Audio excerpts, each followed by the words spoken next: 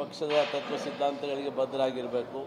ಇಲ್ಲ ನಾವು ಹಿಂದೆ ರಾಜೀನಾಮೆ ಕೊಟ್ಟು ಬಂದ್ವಿ, ನಾವು ಕೂಡ ಅವರು ಜೊತೆಗೆ ಇದ್ಕೊಂಡು ಕಾಂಗ್ರೆಸ್ಗೆ ರಾಜೀನಾಮೆ ಕೊಟ್ಟು ಬಂದ. ಆ ರೀತಿ ರಾಜೀನಾಮೆ ಅವ್ರು ಕೊಡೋ ಇಂಗಿತ ಇತ್ತು ಅಂತ ಹೇಳಿದರೆ ಕೊಡ್ಬೋದು, ಅವರ ಇದು ಒಳ್ಳೆಯದು.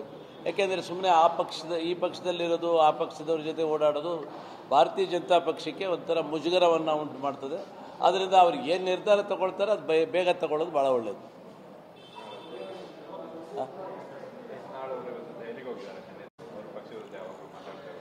ಈ ಪಕ್ಷದ ತತ್ವ ಸಿದ್ಧಾಂತಗಳಿಗೆ ಬದ್ಧರಾಗಿರಬೇಕು.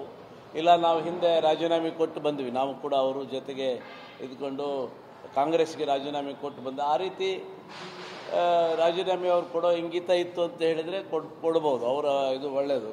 ಯಾಕೆಂದರೆ ಸುಮ್ಮನೆ ಈ ಪಕ್ಷದಲ್ಲಿರೋದು ಆ ಪಕ್ಷದವ್ರ ಜೊತೆ ಓಡಾಡೋದು ಭಾರತೀಯ ಜನತಾ ಪಕ್ಷಕ್ಕೆ ಒಂಥರ ಮುಜುಗರವನ್ನು ಉಂಟು ಮಾಡ್ತದೆ. ಆದ್ದರಿಂದ ಅವ್ರಿಗೆ ಏನು ನಿರ್ಧಾರ ತಗೊಳ್ತಾರೆ ಅದು ಬೇಗ ತಗೊಳ್ಳೋದು ಭಾಳ ಒಳ್ಳೆಯದು.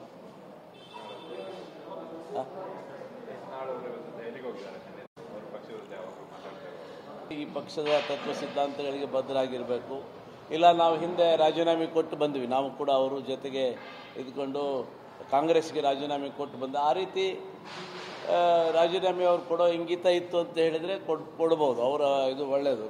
ಯಾಕೆಂದರೆ ಸುಮ್ಮನೆ ಈ ಪಕ್ಷದಲ್ಲಿರೋದು ಆ ಪಕ್ಷದವ್ರ ಜೊತೆ ಓಡಾಡೋದು ಭಾರತೀಯ ಜನತಾ ಪಕ್ಷಕ್ಕೆ ಒಂಥರ ಮುಜುಗರವನ್ನು ಉಂಟು ಮಾಡ್ತದೆ.